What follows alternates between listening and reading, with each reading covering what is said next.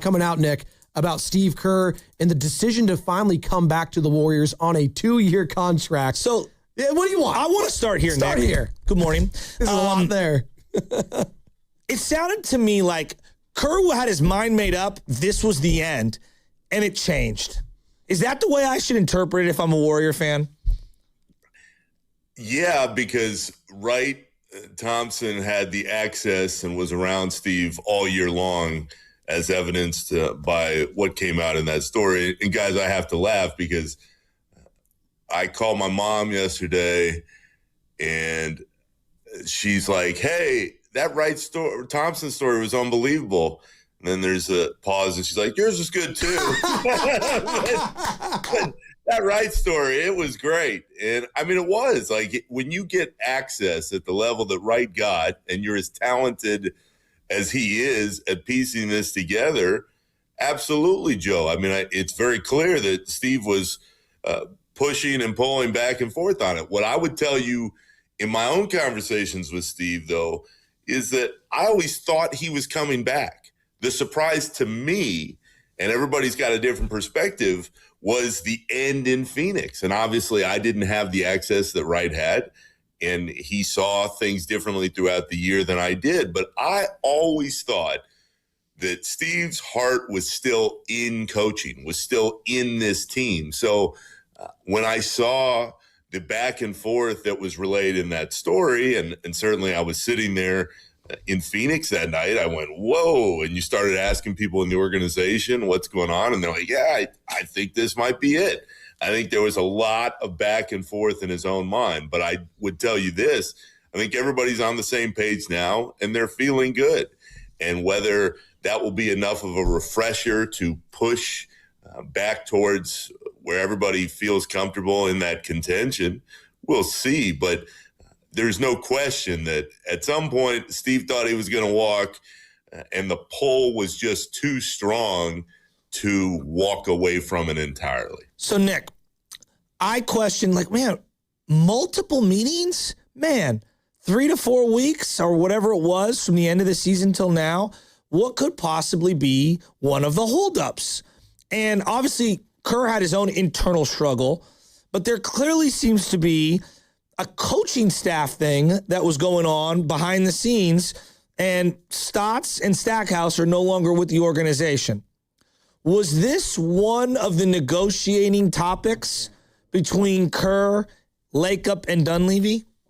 Yeah, Joe, it's very clear that there were 30 different ones. It wasn't one or two things. I can tell you in my own career, I've never seen anything like this, because usually it's, hey, we want you to flip out the coaching staff and bring some new people on, or we want you to change how you run things and we need to rework the roster.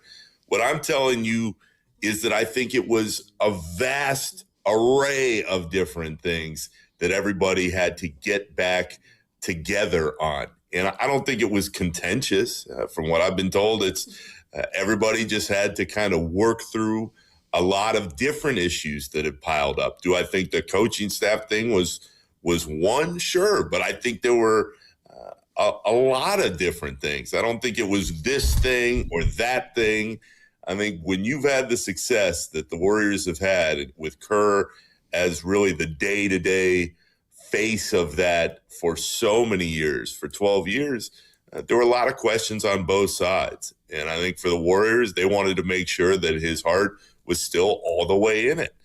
And when you're Joe Shakeup and you're paying that much money, you understand why. You understand both sides. But I can tell you, I think that everybody is in a much better place now heading into the summer and whatever may come next year. But there were a lot of different things. I don't think it was one thing that they sat around the table and went back and forth on for 2 or 3 weeks. I think they were giving everybody time, Steve most of all, because he had to make sure that he still really wanted to do this. And then I think for Joe Shakeup, he wanted to make sure on his side that everybody and everything was in alignment. And it's a word that Kerr used a lot, guys, towards the end of the year. And now I think that it is. But now we have to wait to see what the rest of the coaching staff looks like and how the roster may shift over the next couple months. Joining us on the Ray Rounds guest line is Odyssey Sports NBA insider Nick Friedell. Insider calls are brought to you by Hyundai and by the all-new Hyundai Palisade Hybrid. Learn how it makes every day epic at HyundaiUSA.com. And doubling back on Stotts and Stackhouse leaving, obviously Chris DeMarco left during the season, the Liberty head coach now in the WNBA. How are they going to replace those guys? What are they going to do with the staff going forward? And how big of a loss are those guys? I know it was presented that they wanted to pursue head coaching jobs elsewhere. So they're presenting it as like a mutual parting of ways. Is that correct, Nick?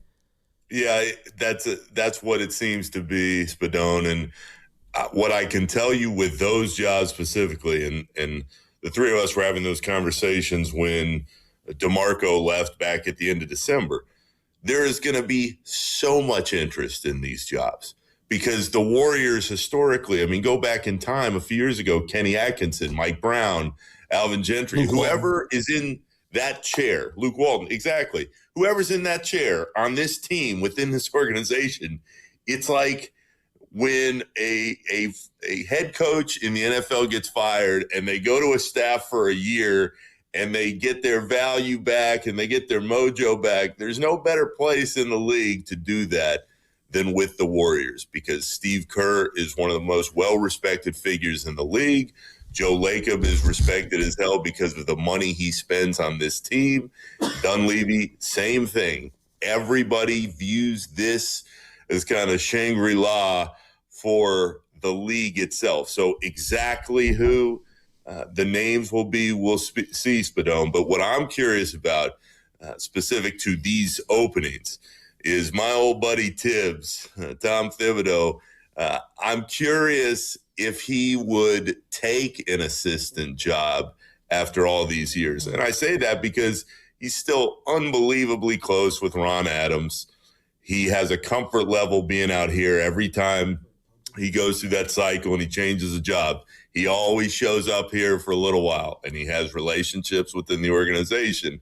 Now, whether or not he lands here, I still don't know if he would actually take an assistant job. But for what they need in getting the defense back in order and structure and all the things that, we talked about through time, I actually think he'd be a perfect fit alongside Kerr for one of those spots. But does he really want to get back in bad enough where he'd be the second guy in command? We'll see. But it would be fun as hell to see that reunion play out over next season if he were open to it.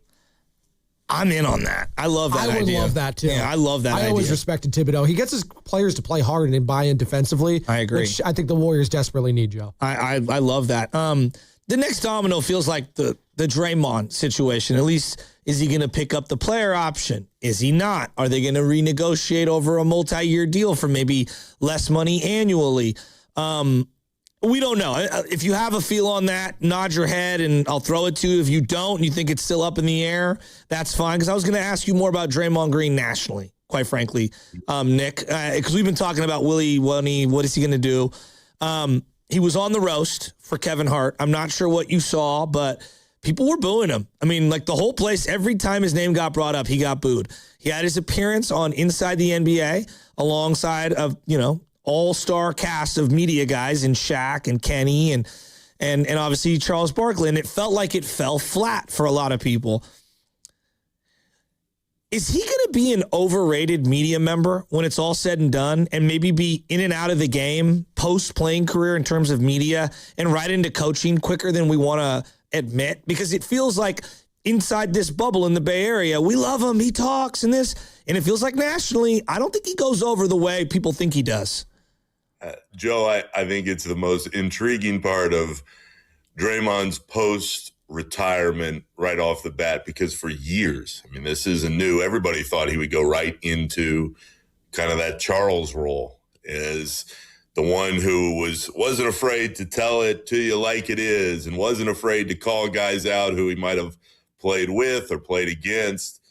But that exchange with Barkley the other day, it was just so damn awkward. It was so awkward. I've heard people say, and I tend to agree, if you're in that role, you have to be able to laugh at yourself. And that is something that we did not see in that moment. I think Draymond, if you've been around him enough day to day, he can tell you he was terrible. Like, we've heard it before. I think he just has to adjust to you can't be coming at somebody who's that beloved in Charles and think that people aren't going to be like, man, what's going on? So to your larger point, yeah, I think there's a difference of opinion between how the Bay feels and how the rest of the country feels. But I think Draymond is so good in that media role that I do think he can adjust. I think it's just a matter of getting the reps in those moments where he feels comfortable enough to laugh at himself and to joke around with everybody else. Now, if that's something that he really wants to do for years and years, who knows? But I tell you this, Joe, I am more interested in whether or not he actually really does want to coach. I think so, too. I asked him about it a few months ago, and he was like, hey, I would have told you a year and a half ago, no way. Now I'm more open to it. I think there are a lot of people within the Warriors organization like, oh, yeah, I want to see it. I want to see the patience that you need to have in order to take one of those jobs. But he's going to have a bright future somewhere. But if he doesn't kind of tweak how he goes about the TV stuff, I think people will they will wear off on just how high he can go in that profession, and maybe the coaching door opens up sooner than we do think. And to your point, Nick and Nick Friedell joining us here on the River Islands Guest Line, Warriors Insider for the Athletic, Odyssey NBA Insider. In the media game, you know this. You've been a host here, obviously, Joe. Like, self-deprecation goes a long way. Being able to just laugh at yourself and make fun of yourself makes you so much more appeasing, or you can appease yourself so much better. Palatable for the audience. You could just, I was like, okay, he's not taking himself too seriously. That's fine. That's what Charles is so great, is because he can dog and clown and make all the jokes, but they're all making fun of him, and he can take it too, and he knows it's a joke. That's it. Like the A-Rod was hated, but I think him allowing himself to be more vulnerable has made him in this weird, bizarro world kind of lovable. It's the greatest like post-career pivot I've ever seen. Joe, I agree completely on A-Rod, because I watched him and I would go to some of those press conferences early on when I was coming out of college. I'm like, this guy is the most full of belief guy I've ever seen. And now all of a sudden, A-Rod, he's, the analyst for Fox, and he was doing all the ESPN stuff before. And you're like, wait a minute, is this the same guy? He got suspended by the league, all this stuff. So it is possible to change. I mean, all the people who are hating on Draymond now and are mad for all the laundry list of stuff he's done before, I think that he has the ability, and he is really good at the opinion stuff. He just has to adjust kind of how he describes everything and interacts with people sometimes. But I think it's possible for him. But the other part to this is, especially with Kerr back in the fold, while I don't think it's a slam dunk that Draymond is here for certain next year, I think it's definitely more plausible that they find a way to make it work with him still here and Steph. So I think we're still several years away, but Draymond is trying to create and already has his own media career now, which you don't often see with the podcast and with these appearances on Inside the NBA. So it's going to be something to kind of keep an eye on, but I think we're still years off from Draymond actually walking away from his playing career. So, Nick, we were discussing rivals and just like rivalries and maybe just some bitterness in general in the modern game. And I'm talking about basketball, baseball, football. It just feels like these rivals are few and far between. And the regular season of the NBA has been awful. I mean, it's been awful for multiple years now. Yet, if I were looking across the sports landscape, an argument could be made. There are more legit rivalries in the NBA right now than maybe any of the other sports. Minnesota, San Antonio feels vicious. Nuggets versus Minnesota feels vicious. Dylan Brooks sitting under the court, under the hoop courtside the other day. Like that, I love that. Draymond Green clearly has rivals throughout the NBA. There is something to be said for, as bad as the product has been in the regular season, which I'm here for all the criticisms for. You could make the argument the NBA might have the best just kind of combination of current rivalries in all of North America. I would tend to agree, especially with the ferocity of what we've seen, Joe, in the last few weeks in some of these series. Where I would push back a little bit is I think still in the NFL, you have more defined rivalries that have held up over time. I'm thinking of like Bears and Packers, and out here, Niners and Rams. I mean, it's such a joke that you go to LA and it's like a home game, but Rams fans get all pissed off and there's some fire in between. And I like that. But it is a fantastic thing for the league to have two teams that don't like each other, because it harkens back to a different era. And you and I have talked about this on the air, off the air. The regular season product is as bad as I can ever remember it in the NBA, ever.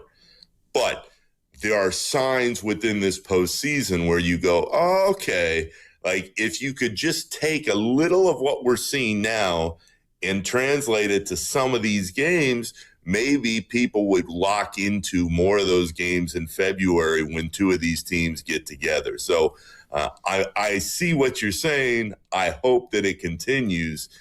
I just think that the NFL is so damn big, and there are still so many rivalries that are defined either by how close they are or how good both of the teams are at the same time, that the NBA has a long way to go from where it was. Nick, what are you up to these days now? So Steve Curry's got his contract done. Obviously, we got the 11th overall pick here in Golden State. Is that just kind of the next move here? Is just the combine and figuring out who the Warriors are going to take here? Is that just the next domino to fall? It is. Spadone actually sent me to see your Lakers the last few days. I saw those last couple games against the Thunder, and I'm here to tell you guys, nobody's beating the Thunder if they stay healthy. That is the Thunder.